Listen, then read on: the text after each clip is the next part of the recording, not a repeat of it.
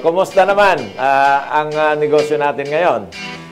Okay naman, ito mag-pro-production na uli ng ready na for 2024. Hataw na uli. So ano yung less hot and then yun yung hottest? Yung mga ghost pepper, habanero, Yung scorpion pepper.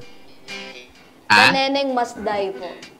Si Neneng Masday is labuyo, native labuyo. Native, maliliit yun, ano? Yes, yung native. Maanghang din yan. Maanghang din, pero hindi malayo sa mga Carolina Reapers talaga. Yun talaga. Talagang the hottest yun, ano? Yes, okay, yung mga, siyempre, pag pupunta ka sa pizza parlor, tatawag ka agad. Waiter, kailangan namin ng hot sauce, no? Sa bagay, yung iba naman, yung dried pepper, yun naman ang pag-Italian. Ayan naman ang nilalagay nila, yung dried pepper. Pero karamihan sa ating mga kababayan talaga ay hot sauce ang hinahanap. So, anong klaseng sili ang ginagamit doon sa hot sauce na yon? Usually, yung mga Taiwan peppers. Kasi yun yung na-mass produce dito sa Pilipinas. So, yung ganong klaseng pepper. F1 Taiwan peppers. Buti pa yung Taiwan. Meron ng pangalan. Wala pa tayong Bicol pepper. Wala eh. Kasi naano nila yun eh, na parang... Na-breed.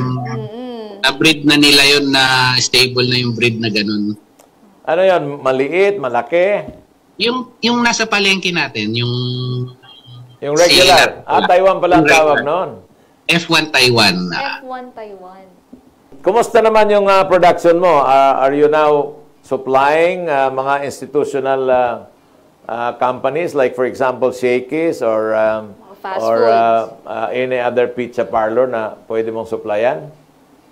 Wala pa naman ngayon pero yun pa rin yung mga SMEs din na food maker din na restos.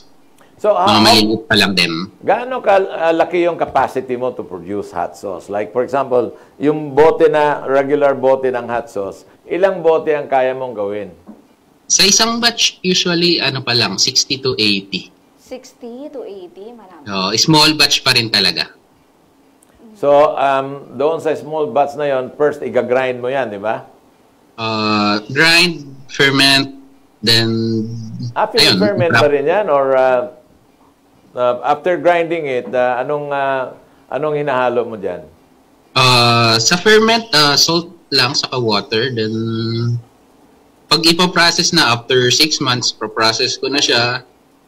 Ayun, kung ano-anong ingredients na. Usually, garlic, sibuyas, then spices, herbs. So, matagal din pala ang fermentation. Imagine mo 6 months. Pero, po. Is there no way na mapapabilis yung fermentation?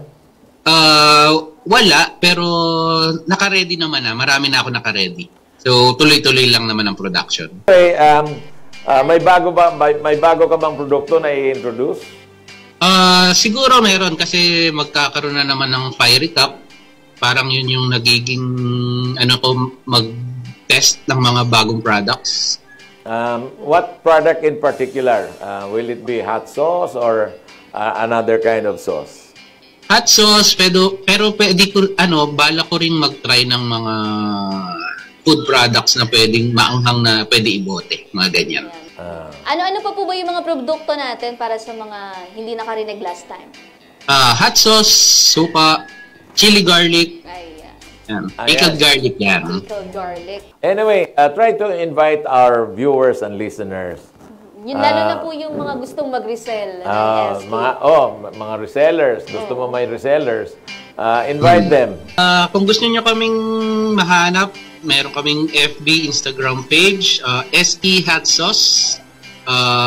Kontakin nyo lang ako doon kung gusto nyo maging resellers or collabs. Then, meron din kaming, kung gusto nyo naman bumili, meron kaming Shopee and Lazada. Search for us lang, SE Hot Sauce. Sa resellers naman, magkano discount ang ibibigay mo? Depende. Siguro 10 to 25%. Tapos sa mga sa mga restos, nagko-customize kami per gallon naman. Per gallons na. Customize naman na 'yun. Customize ko anong babagay sa mga menu nila.